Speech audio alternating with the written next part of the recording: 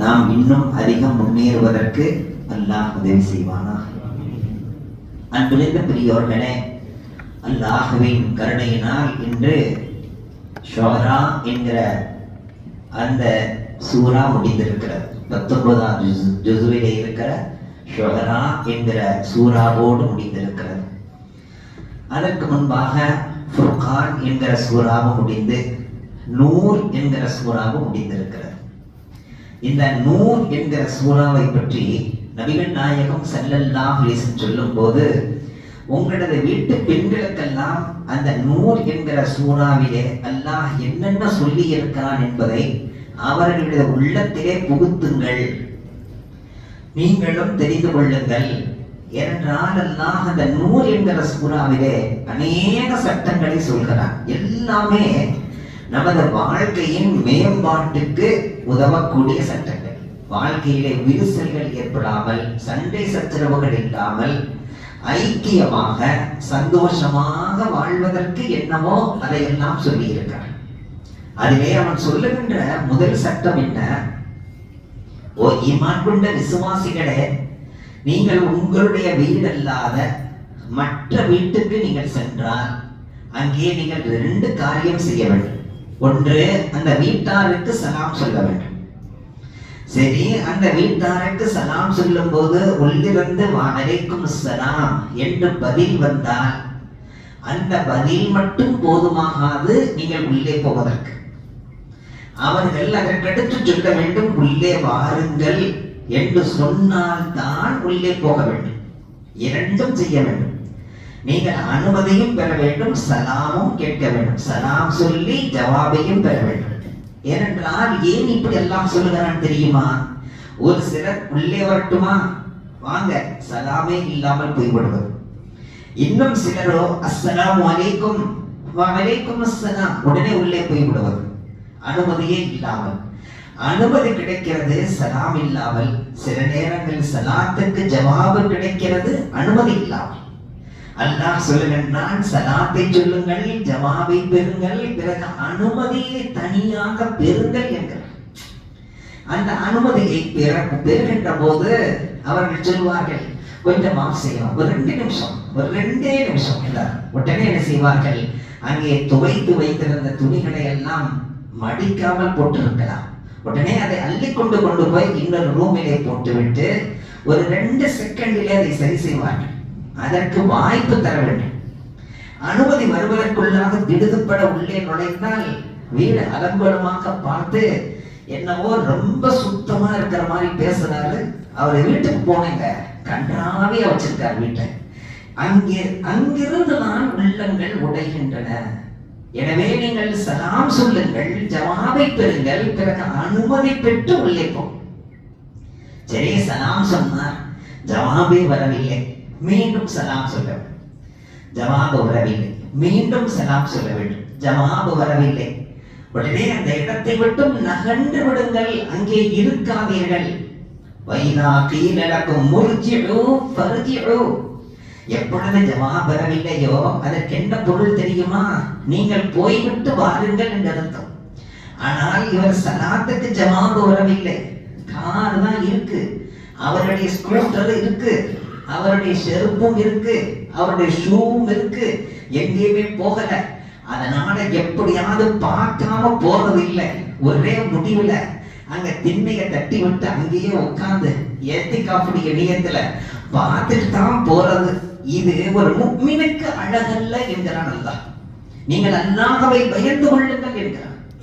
அவர்கள் போக சொல்லிவிட்டால் உடனே சென்று விடுங்கள், அங்கிருக்காதீர்கள், பேசாதீர்கள், அவர்களிடத்திலே குடும்பத்து பெண்களை பொய்யர்களாக ஆக்காதீர்கள். அந்த வீட்டில் உள்ளவர்களிடத்திலே, எங்கே ஹாஜியார், இப்பதான் வெளியே போனார், வண்டி இருக்கு, இல்ல நடந்து போனார், இல்ல செருப்பு இருக்கு, இல்ல ஷூ போட்டு போனார், இப்படி எல்லாம் பொய் சொல்ல வைக்காதீர்கள். அவர்களை தர்ம சங்கடத்துக்கு ஆளாக்காதீர்கள். அதே நேரத்தில் நபிகள் நாயகம் ஸல்லல்லாஹு அலைஹி வஸல்லம் அவர்கள் குபா என்கிற இடத்திலே ஒருவரை சந்திப்பதற்காக சென்றார்கள். அவருக்கு சலாம் சொன்னார்கள், ஜவாப் வரவில்லை. சலாம் சொன்னார்கள், ஜவாப் வரவில்லை. மீண்டும் சலாம் சொன்னார்கள், ஜவாப் வரவில்லை. உடனே வந்து விட்டார்கள். பிறகு அந்த சஹாபிக்கு தெரிந்தது நபி அவர்கள் வந்து போனார்கள் என்று. ஓடி வந்தார், யா ரசூலல்லாஹ் என்னை மன்னித்திடுங்கள். நீங்கள் மன்னிப்பு கேட்கிற எந்த குற்றமும் நீங்கள் செய்யவில்லை, உம்மத்துக்கு படிப்பினை வேண்டும் என்பதற்காக உங்களது சலாத்துக்கு எனது சலாத்துக்கு உங்களுடைய ஜவாபு வரவில்லை, உடனே நான் அங்கிருந்து திரும்பி விட்டேன். இப்படித்தான் திரும்ப வேண்டும் என்று என் உம்மத்துக்கு தெரிய வேண்டும். நீங்கள் எந்த குற்றமும் செய்யவில்லை என்றார். வீட்டினுடைய கதவு தட்டப்பட்டது. நபி அவர்கள் உள்ளிருந்து கேட்கிறார்கள், மன் மன்தா மன்தா, அவர் யார் என்று கேட்கிறார். உடனே அங்கிருந்து அவர் பதில் தருகிறார், அன, என்ன தெரியாதா யா ரசூலல்லாஹ், அன அன அன. உடனே நபி அவர்கள் உள்ளிருந்து பதில் தந்தார்கள், என்ன அன அன அன. நபி அவர்கள் வெறுத்ததை போன்று, என்ன என்ன நான் நான் நான் நான், உனக்கு ஒரு பேர் இல்லையா? உடனே அவர் அங்கிருந்து பதில் தந்தார், அன ஜாபீர் யா ரசூலல்லாஹ், நான் ஜாபீர் வந்திருக்கிறேன். உடனே நபி அவர்கள் சொன்னார்கள், நீங்கள் எப்பொழுதுமே அன என்று சொல்லாதீர்கள், நீங்கள் உங்களது பெயரை சொல்லுங்கள், அப்பொழுது அவர்களுக்கு புரியும். உள்ளே வர வைக்கலாமா வேண்டாமா, பிறகு வர சொல்லலாமா, இல்லை இப்பொழுதே பேச வேண்டிய நபரா, இதை முடிவெடுப்பதற்கு நீங்கள் வாய்ப்பு கொடுங்கள் என்றார்கள் நபிகள் நாயகம் ஸல்லல்லாஹு அலைஹி வஸல்லம். எந்த அளவுக்கு நபி அவர்கள் சொன்னார்கள், சின்ன பிள்ளைகளுக்கு கூட நபி அவர்கள் சலாம் சொல்வார். ஆனால் சிறு பிள்ளைகள் வயதில் மூத்தவர்களுக்கு சலாம் சொல்ல வேண்டும். ஒருவர் அமர்ந்திருக்கிறார், அவரை கடந்து ஒருவர் நடந்து போகிறார் என்றால் அவர் உள்ளத்தில் நினைக்க வேண்டும், அல்லாஹ் அவரை அமர வைத்திருக்கிறான், என்னை இடம் விட்டு இடம் நகரும் சக்தியை தந்திருக்கிறார், அஸ்ஸலாமு அலைக்கும் அவருக்கு சொல்ல வேண்டும். பிறகு இவர் நடந்து போகிறார், அவரை கடந்து ஒருவர் ஸ்கூட்டரிலே போகிறார், காரிலே போகிறார் என்றால் அல்லாஹ் இவரை நடக்க விட்டிருக்கிறான், அல்லாஹ் எனக்கு வாகனத்தை தந்திருக்கிறான், அஸ்ஸலாமு அலைக்கும் யாருக்கு சலாம் சொல்ல வேண்டும். ஒரு கூட்டம் பெரும் கூட்டமாக இருக்கிறது என்றால் அந்த கூட்டத்தில் உள்ள அத்துணை நபர்களுக்கும் சேர்ந்து ஒரு சலாமே போதுமானது. ஒரு கூட்டம் அஸ்ஸலாமு அலைக்கும் போய்கொண்டே இருக்கலாம், அந்த கூட்டத்தில் இருந்து யாரேனும் வலைக்கும் சலாம் என்று சொன்னால் போதுமானது. அனைவருக்கும் நாம் சொல்ல வேண்டியது அஸ்ஸலாமு அலைக்கும் அஸ்ஸலாமு அலைக்கும் அஸ்ஸலாமு அலைக்கும் அஸ்ஸலாமு அலைக்கும், உங்களுக்கு தான் அஸ்ஸலாமு அலைக்கும் நீங்க என்று ஒவ்வொருத்தருக்கும் சொல்ல தேவை. அதே மாதிரி அவர்கள் வலைக்கும் சலாம் வலைக்கும் சலாம் வலைக்கும் சலாம், நிலவையே மோசமா போயிடும். ஒரு ஃபங்க்ஷன் நடந்து கொண்டிருக்கிறது என்றால் அங்கே அமைதியாக சென்று அமர்ந்து கொள்ளுங்கள். நீங்கள் சலாம் சொல்வதன் மூலமாக அனைவரையும் திரும்பி பார்க்க வைக்காதீர்கள் என்றார்கள் நபிகள் நாயகம். பெண்கள் எல்லாம் கூடியிருக்கிற இடத்திற்கு நபியவர்கள் சென்றால் அஸ்ஸலாமு அலைக்கும் என்று பொதுவாக அத்துணை பெண்களுக்கும் சலாம் சொல்வார். அப்படி பொதுவாக சலாம் சொல்வதற்கு அனுமதி இருக்கிறது. ஒரு பெண்மணி தனியாக நிற்கிறார் என்றால் அந்த நேரத்தில் அந்த பெண்ணும் நமக்கு சலாம் சொல்லக்கூடாது, நாமும் அந்த பெண்ணுக்கு சலாம் சொல்லக்கூடாது, ஹராம் என்று எழுதுகிறார்கள். ஹராம். அந்த பெண்களுக்கு சலாம் ஆயிற்று, சலாம் சலாம் சொல்லக்கூடாதா? இல்லை இல்லை, அந்த சலாம் கலாமிலே போய் முடியும், பிறகு அந்த கலாம் வபாலிலே போய் நிற்கும். எனவே அங்கே சலாமே கூடாது, மெதுவா போயிட வேண்டியதான். அப்படி ஒரு கால் சலாம் அவர்கள் சொல்லிவிட்டால், அப்படி ஒரு கால் அவர்கள் சலாம் சொல்லிவிட்டால் நாம் கடந்து போகிறோம், அஸ்ஸலாமு அலைக்கும் என்கிறார்கள் என்றால் நின்று அவர்களுக்கு முன்னால் வலைக்கும் சலாம் என்றெல்லாம் சொல்லக்கூடாது. அந்த இடத்தை மட்டும் கடந்து விட வேண்டும். பிறகு மனதுக்குள்ளே வலைக்கும் சலாம் என்று சொல்லிக் கொள்ளலாம். நேரடியாக சொல்வதற்கு அனுமதியே இல்லை. சரி, நபிகள் நாயகம் ஸல்லல்லாஹு அலைஹி வஸல்லம் சொன்னார்கள், உங்களுடைய பிள்ளைகள் நல்ல பருவம் எய்திய பிள்ளைகளாக இருந்தால், ஆணாக இருந்தாலும் பெண்ணாக இருந்தாலும், அவர்கள் இருக்கின்ற அறைக்கு நீங்கள் செல்ல வேண்டும் என்றால் அனுமதி தேவையில்லை, ஆனால் சலாம் கட்டாயம் தேவை. அவர்களிடத்திலே மகனே உள்ள வரட்டுமா என்று கேட்டால் வராதீங்க, கொஞ்ச நேரம் இல்லைன்னு சொல்லிடுவோம். அதனால மகனிடத்தில் அனுமதி கேட்க தேவையில்லை, மகளிடத்தில் அனுமதி கேட்க தேவையில்லை, ஆனால் சலாம் நிச்சயம் வேண்டும். கதவை தட்ட வேண்டும், அஸ்ஸலாமு அலைக்கும் என்று சொல்ல வேண்டும். பதில் வந்தால் அவன் தயாராக இருக்கிறான் என்று அர்த்தம். பதில் வரவில்லை என்றால் தனது மகள் தான் ஆடை மாற்றிக் கொண்டிருக்கலாம், தனது மகன் தான் ஆடை மாற்றிக் கொண்டிருக்கலாம், அல்லது அவனது நிலை என்ன வேண்டுமானாலும் இருக்கலாம். அந்த நேரத்தில் என் மகன் நான் இடத்த சலாம் என்றது திடக்குன்னு உள்ள போனோம்னா பெரிய கன்றாவியா போயிடும்.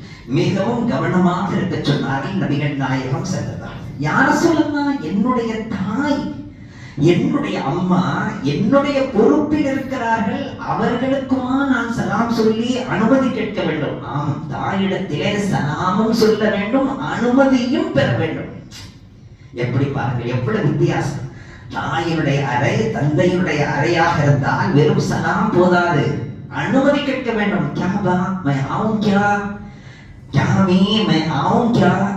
அம்மா நான் வரட்டுமா அப்படி கேட்டா, வாப்பா என்னப்பா இப்படி அனுமதி கேட்கிற? இல்லம்மா, நபியவர்கள் அனுமதி கேட்க சொல்லி இருக்காங்கம்மா, உள்ள அனுமதி கேட்டுதான் போகணும். யார சொல்ல? எங்க அம்மா, என் தகப்பன் அவர்கள் இருக்கும் இடத்திற்குமா நான் அனுமதி கேட்க வேண்டும். நபியவர்கள் சொன்னார்கள், நீங்கள் அப்படி செல்லுகிற நேரத்தில் சில அசௌகரியங்கள் நிகழலாம், அதை நீங்கள் விரும்புகிறீர்களா கேட்டார். அந்த அசௌகரியங்களை காண்பதற்கு நீங்கள் விரும்புகிறீர்களா என்று கேட்டார். எவ்வளவு கடுமையான வார்த்தை. அதே நேரத்தில் பிள்ளைகள் இருக்கிற அந்த அறையிலே அவர்கள் இல்லாத நேரத்தில் சென்று அவர்களுடைய டைரிகளை எல்லாம் செக் செய்வது, அவர்கள் வைத்திருக்கிற பொருளை எல்லாம் சோதனை போடுவது நபியவர்கள் கடுமையாக தடுத்தார்கள். அந்த பிள்ளைகளுக்கு அந்த செய்தி தெரிகிற போது, என் தகப்பனே என்னை நம்பாத போது உலகம் யார் நம்பும் என்னை என்று அவன் நம்பிக்கை இழந்து போய்விடுவான். ஆனால் அவன் விஷயத்தில் ஏதேனும் செய்திகள் கிடைத்திருந்தால் அப்பொழுது அவர்களை சோதிப்பதற்கு தாய் தந்தையர்களுக்கு அனுமதி இருக்கிறது. இதையெல்லாம் நாம் தெரிந்து கொள்ள வேண்டும் பெரியவர்களே. நபிகள் நாயகம் ஸல்லல்லாஹு அலைஹி வஸல்லம் அவர்கள் சொல்கிறார்கள், வீட்டுக்கு யாரேனும் வந்து அஸ்ஸலாமு அலைக்கும் என்று சொன்னால் வீட்டில் உள்ள பெண்கள் அவருடைய காதுக்கு கேட்கிற அளவுக்கு வலைக்கும் அஸ்ஸலாம் என்று சத்தமாக சொல்ல வேண்டியதில்லை. நாம் மனதுக்குள்ளே வலைக்கும் அஸ்ஸலாம் என்று சொன்னால் போதுமானது. வந்தவர் எவர் என்று தெரியாது, எப்படிப்பட்டவர் என்று தெரியாது, அவருக்கு தனது குரலை காட்டக்கூடாது. குரலை காட்டுவது ஹராமாக இருக்கிறது. எனவே குரலிலே வலைக்கும் அஸ்ஸலாம் என்றால் அந்த நளினமும் அந்த மெல்லினமும் அவனது உள்ளத்தை கெடுத்துவிடும். எனவே அவர்களுக்கு பதில் தருகிற போது மனதிலே சலாம் சொன்னால் போதுமானது. நபிகள் நாயகம் ஸல்லல்லாஹு அலைஹி வஸல்லம் அவர்கள் மதீனா நகரத்திலே ஒரு பெண்ணை பார்க்கிறார்கள், வயோதிக பெண்மணி. அந்த பெண் அழுது கொண்டிருந்தார். பக்கத்தில் போய் கேட்டார்கள், ஏனம்மா அழுகிறாய்? வேறொன்றுமில்லை, மதீனாவிலே இன்ன வீட்டிலே நான் வேலை பார்க்கிறேன், அந்த வீட்டுக்கு நான் செல்வது தாமதமாகி விட்டது. இப்ப நான் போனா என்ன சொல்லுவாங்களோன்ற கவலையாக இருக்கிறது. வாமா, நான் கொண்டு போய் விடுறேன், சிபாரிசு நான் செய்கிறேன் என்று அந்த வயோதிக பெண்ணை அழைத்து கொண்டு சென்று, எந்தெந்த வீட்டிலே நீ வேலை பார்க்கிறாய், இந்த வீட்டிலே, இந்த வீட்டிலே, இந்த வீட்டிலே, ஒவ்வொரு வீடாக சென்று அஸ்ஸலாமு அலைக்கும் என்றார்கள். பதிலில்லை. அஸ்ஸலாமு அலைக்கும், பதிலில்லை. மூன்றாவது முறை சொன்னார்கள், அஸ்ஸலாமு அலைக்கும் என்று சொன்னார், பதில் இல்லை. இதற்கு மேல் அங்கே இருக்கக்கூடாது, குர்ஆன் சொல்கிறது. உடனே அந்த வயோதிக பெண்ணை பார்த்து, நான் என்ன செய்வேன், சலாம் சொன்னேன், பதில் வரவில்லையே என்று சொன்ன அந்த நேரத்திலே அத்துணை வீடுகளில் இருந்தும் வெளியே வந்து விட்டார். வந்து சொன்னார்கள், யா ரசூலல்லாஹ், எங்களை மன்னியுங்கள் யா ரசூலல்லாஹ், நீங்கள் சலாம் சொன்னதை நாங்கள் செவிமடுத்தோம், வலைக்கும் சலாம் என்று ஜவாபும் சொன்னோம். ஆனால் உங்களுடைய சலாம் எங்களுக்கு துஆவாக இருக்கல்லவா, மீண்டும் மீண்டும் நீங்கள் சலாம் சொல்ல வேண்டுமே என்பதற்காக இருந்தோம். ஆனால் 3 முறைக்கு மேலே உங்களை கஷ்டப்படுத்த நாங்கள் விரும்பவில்லை, எனவே நாங்கள் வந்து விட்டோம்.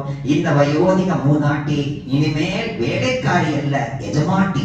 நாங்கள் அனைவருமாக சேர்ந்து இந்த பெண்ணின் வாழ்க்கையை உயர்த்துவதற்கான வேலையை செய்ய போகிறோம் என்று கையிலே பணமுடிப்பை கொடுத்து சுதந்திரமாக ஆக்கி அனுப்பிய சரித்திரத்தை பார்க்கிறோம். நினைத்து பார்க்கிறோம். இந்த சலாம் என்பது என்ன சாதாரணமானதல்ல பெரியவர்களே, இது ஒரு ஒப்பந்தம். அஸ்ஸலாமு அலைக்கும் என்று ஒருவருக்கு சொன்னால் அர்த்தம் என்ன தெரியுமா? அல்லாஹ்வுடைய சாந்தியும் சமாதானமும் உங்கள் மீது நிலவட்டும், என்னை நீங்கள் பயப்படாதீர்கள், நான் உங்களுக்கு எந்த அழிச்சாட்டியும் செய்ய மாட்டேன், உங்களை நான் கேவலப்படுத்த மாட்டேன், உங்களை நான் எந்த வகையிலும் ஏமாற்ற மாட்டேன், மோசடி செய்ய மாட்டேன், காட்டி கொடுக்க மாட்டேன், மாட்டி கொடுக்க மாட்டேன், கேவலப்படுத்த மாட்டேன் என்றெல்லாம் ஒப்பந்தம் செய்கிறோம். பிறகு அவர் வலைக்கும் அஸ்ஸலாம் என்று சொன்னார். நானும் அதைத்தான் சொல்கிறேன், என்னால் உங்களுக்கு எந்த பிரச்சனையும் வராது, வலைக்கும் அஸ்ஸலாம். இவ்வளவு அர்த்தமுள்ள ஒன்றைத்தான் நாம் சொல்லிக் கொண்டிருக்கிறோம். அதை தெளிவாக சொல்ல வேண்டும். வெறும் அஸ் புஸ் என்று சொல்லக்கூடாது. இங்கிருந்து இவர் அஸ் என்கிறார், அங்கிருந்து அவர் புஸ் என்கிறார். இதற்கு பெயர் சலாமல். அஸ்ஸலாமு அலைக்கும் தெளிவாக சொல்லணும். அதே நேரத்தில் உணவு உண்ணுகிற நேரமாக இருக்கலாம், உறங்கும் நேரமாக இருக்கலாம், அவருடைய தனிமை சந்தோஷத்தில் உள்ள நேரமாக இருக்கலாம். அந்த நேரத்தில் எந்த காரணத்தை கொண்டும் செல்லவும் கூடாது, நமது செல்லும் செல்லக்கூடாது, நாமும் செல்லக்கூடாது. நமது செல் இருக்கல்லவா, அதுவும் செல்லக்கூடாது. அந்த செல்லிலிருந்து ரிங் டோன் செல்வது நாமே செல்வதற்கு சமமானது. நபிகள் நாயகம் ஸல்லல்லாஹு அலைஹி வஸல்லம் கடுமையாக தடுத்திருக்கிறார். ஒருவர் சாப்பிட்டுக் கொண்டிருக்கிற போது சலாம் சொன்னால் அவருக்கு புறையேறிவிடும். அந்த குற்றத்தை நீங்கள் செய்யாதீர்கள், உயிருக்கு சேதம் உண்டாகும். எனவே கவனமாக இருக்க. ஏதேனும் ஒரு வேலையிலே அவர் ஈடுபட்டுக் கொண்டிருந்தால் அமைதியாக சென்று விட வேண்டும். ஏங்க உங்களுக்காக அஸ்ஸலாமு அலைக்கும் என்று சொல்லக்கூடாது. அந்த நொடியிலே திரும்புவார், அவர் வைத்திருந்தது காற்றிலே பறந்து எங்காவது போய்விடும், மிகச் சிரமமாகிவிடும். கவனமாக இருக்க வேண்டும். இந்த சலாமை நபிகள் நாயகம் ஸல்லல்லாஹு அலைஹி வஸல்லம் கபராளிகளை நீங்கள் கடந்தால் அந்த கபரஸ்தானத்தில் உள்ளவர்களுக்கு சலாம் சொல்லுங்கள். பிறகு பள்ளி வாசலை கடந்தால் பள்ளிக்கு சலாம் சொல்லுங்கள். அஸ்ஸலாமு அலைக்கும் என்று சொல்லுங்கள். அஸ்ஸலாத்து வஸ்ஸலாமு அலா ரசூலில்லாஹ், அஸ்ஸலாத்து வஸ்ஸலாமு அலா மில்லத்தி ரசூலில்லாஹ். இப்படி நபி அவர்கள் சலாம் சொல்ல சொன்னார்கள். இவ்வளவு மகத்துவம் மிக்க இந்த சலாத்தை அறிந்தவர்கள், அறியாதவர்கள், உள்ளூர்காரர்கள், வெளியூர்காரர்கள், சொந்தங்கள், சொந்தமல்லாதவர்கள், சிறியவர்கள், பெரியவர்கள் அனைவருக்கும் சலாம் சொல்லுங்கள். நீங்கள் வீட்டிலே எவருமே இல்லாத வீட்டுக்குள்ளே நுழைந்தாலும் கூட நீங்கள் சலாம் சொல்லுங்கள். உள்ளே மலக்குகள் இருக்கிறார்கள், பதில் தருவார்கள். அல்லது விஷ ஜந்துகள் ஏதேனும் உள்ளே ஊறிக்கொண்டிருந்தால் நீங்கள் சொல்லுகின்ற சலாத்தை செவிப்படுத்த மாத்திரத்தில் சலாம் சொல்லுகின்ற முஃமின் வருகிறார், சலாம் சொல்லுகின்ற முஸ்லிம் வருகிறார், அவரை தீண்டுவதற்கு நாம் படைக்கப்படவில்லை என்று அது பொந்திலே சென்று விடும், உங்களுக்கு தீங்கிழைக்காது என்றார். இவ்வளவு சொன்னீங்க. மனைவி இருக்கிற இடத்துக்கு போறதா சலாம் சொல்லி அனுமதி வாங்கணும். மனைவி இருக்கிற இடத்திற்கு செல்லுவதாக இருந்தால் அனுமதி தேவையில்லை, சலாம் கட்டாயம் சொல்லணும். தந்த ஒரு சாவி, மனைவிட்ட ஒரு சாவி, நாமெல்லாம் திறந்துகிட்டு உள்ள போறோம், அதுக்காக சாவி வச்சிருக்கிறோம். அதை பயன்படுத்தி அமைதியா திறந்துகிட்டு போய் எசீத் மாதிரி நிற்க கூடாது. அந்த நேரத்தில் மிகப்பெரியதொரு அதிர்ச்சி உண்டாகலாம். அந்த நிலைமை சாதாரணமானதல்ல. நபி அவர்கள் இதை குறிப்பாக சொல்லுகிறார்கள். நீங்கள் மறைந்திருந்து யாரேனும் வருகிற நேரத்தில் என்று சொல்கிறோமே, அதை நபி அவர்கள் குறிப்பிட்டு சொல்கிறார்கள். நீங்கள் அதிர்ச்சி தராதீர்கள், அந்த அதிர்ச்சிக்கு உலகத்தில் மருந்தே இல்லை என்றார். அல்லாஹ் நம்மை பாதுகாப்பானாக. சொன்ன செய்திகளை கொண்டு அமல் செய்யும் பாக்கியத்தை தந்தருள்வான்.